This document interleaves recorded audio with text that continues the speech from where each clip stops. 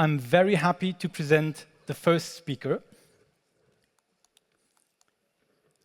She is the undisputed thought leader when it comes to social entrepreneurship and civic wealth creation.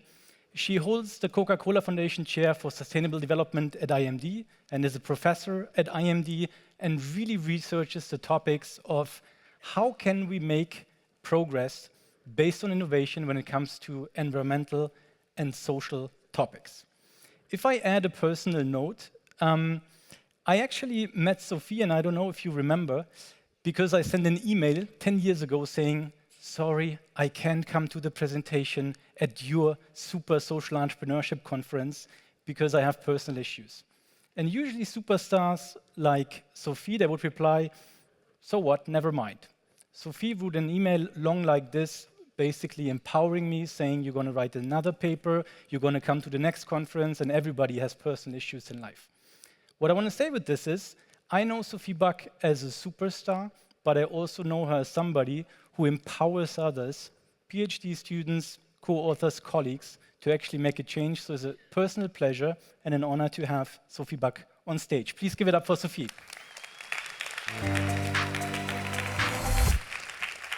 Thank you. Good afternoon, everyone. Great to be here. Very touched by your introduction, Florian. Thank you so much. I think Florian gave it away. I'm going to talk about social entrepreneurship, and I'm going to reminisce about these many years ago when we missed each other at a social entrepreneurship conference. Social entrepreneurship is the use of business principles, innovative approaches to achieve a primary social or environmental goal. And this can be increasing access to financial tools for underprivileged communities. This can also be providing a healthier and more environmentally friendly solution for sanitation needs in impoverished townships, such as the example of Sanergy that I'll share a little bit more about later. It can also take the form of an app. Maybe some of you use Yuka, who gives us access to information that enables us, empowers us perhaps, to make more informed, better, healthier choices. So I'll tackle one main question, which is social entrepreneurship mainstream yet? This is a recent article from earlier this year stating that social entrepreneurship and innovation has moved from the margins to the mainstream. And is that the case? Maybe some of you are still scratching their head thinking, what is social entrepreneurship? This would be an indication we're not mainstream yet. So I think to address this question, we also need to go back in time, and we need to take a historical journey. I'm lucky to have been really embedded and a part of the social entrepreneurship research community for almost 20 years. The 20 years will be through next year in 2026. So back in 2006, I started my dissertation on the topic of the governance of social enterprises and how can entrepreneurs set up business models that are built to achieve more than one bottom line. Being an entrepreneur is difficult and risky already, but how do you do that when you have multiple goals to achieve? At the end of my PhD, I left Belgium and I moved to the United States, in particular New York, where I started research studies and projects there at the University of New York. And at the time, I was also lucky to be a coordinator at first and then a co-director, still today, of the annual Social Entrepreneurship Conference. Cool people like Florian attend. And this conference is still running. Actually, there's a plug for next spring where we'll be holding this conference once again. Why am I telling you this story? Because this is the visual summary of the 2013 Social Entrepreneurship Conference that took place at NYU Stern School of Business. And you can see, if you look at the right-hand side of the slide, that the ideas were there. We wanted to change the world, bridging collective action, a topic very present today, engaging government, developing legal frameworks that would help social enterprises thrive in our economies. So what has changed since 2013? 12 years later, where are we? Let's look at the data. Last year, 2024, a task force from the World Economic Forum published the first global data report on social enterprises. They found 10 million social enterprises are present in the world. Together, they generate more than $2 trillion annual revenue. They also create 200 million jobs. 1 out of 2 is led by women, which compares to 1 out of 5 in traditional organizations. And when you think about niche or the margins to the mainstream, this sector is actually not quite that niche. We're talking about a sector that is larger than the apparel industry and twice as large as the advertising industry. When it comes to GDP contributions, we have heard about the GDP earlier today. Social entrepreneurship in the global economy represents 7% of the GDP worldwide.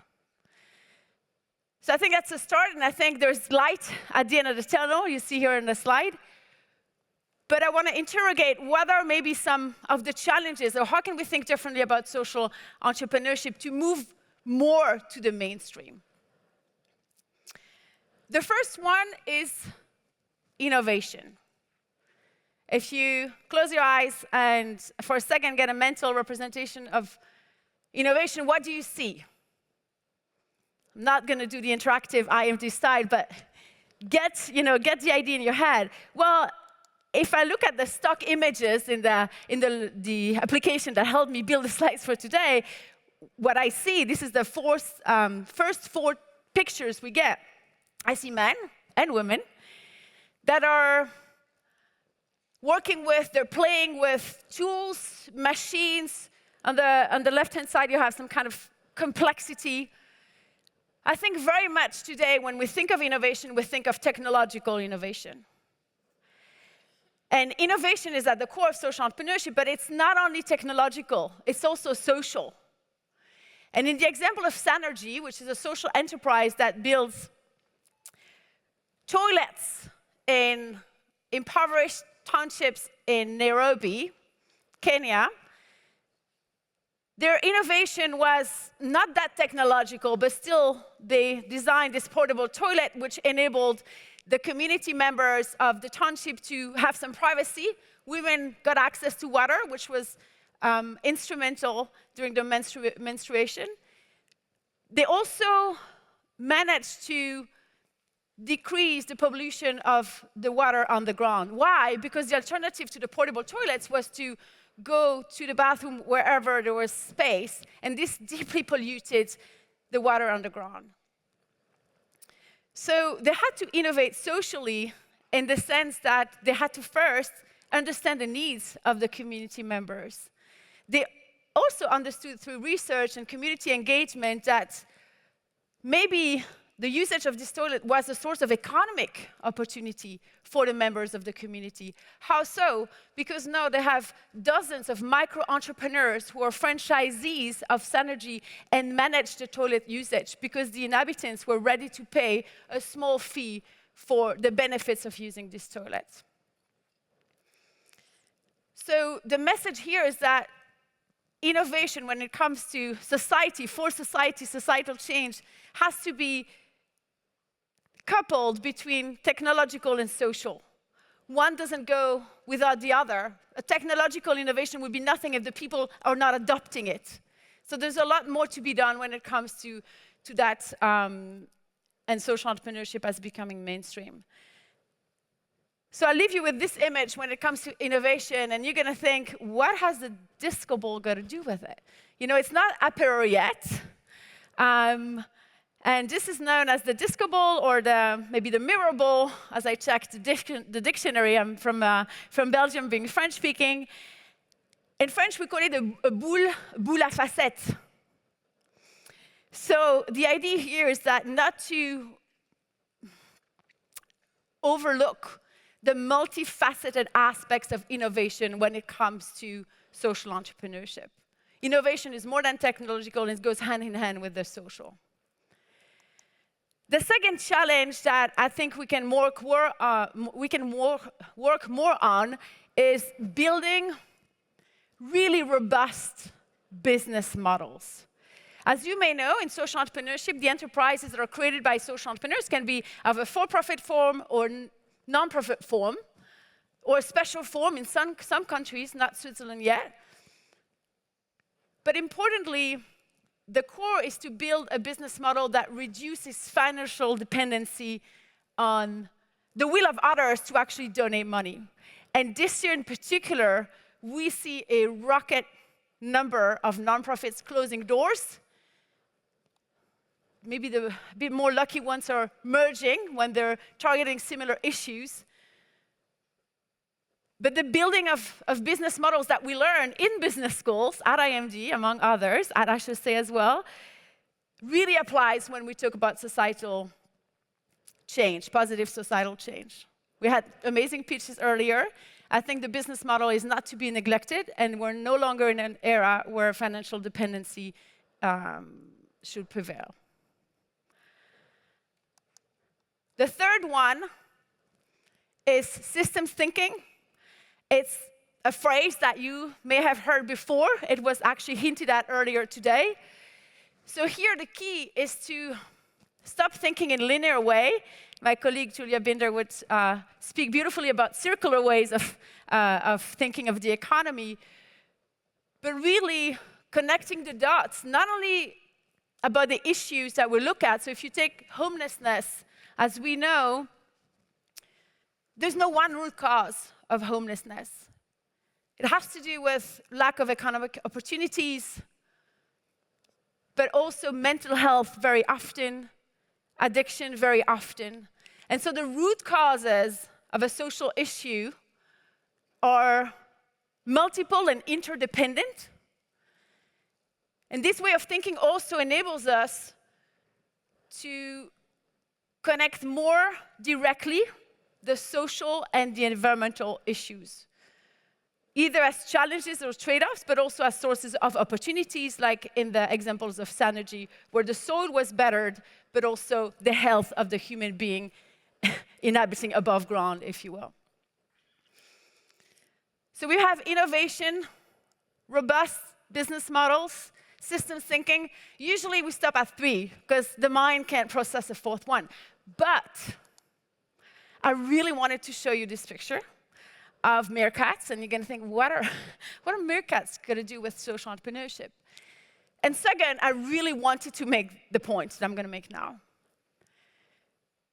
More than ever, and again, building on our prior speakers today, social entrepreneurship is collective more than individual. Meerkats, I got to greet some of them as I've been engaging in a research program with the University of Cape Town in South Africa for a number of years now, are a highly social species. They live in large cooperative groups of about 30 meerkats. They're called mobs. And I want to think of social entrepreneurs as one of the members of a mob. Long time ago, 2008 or 7 to be accurate. This seems like a long time ago.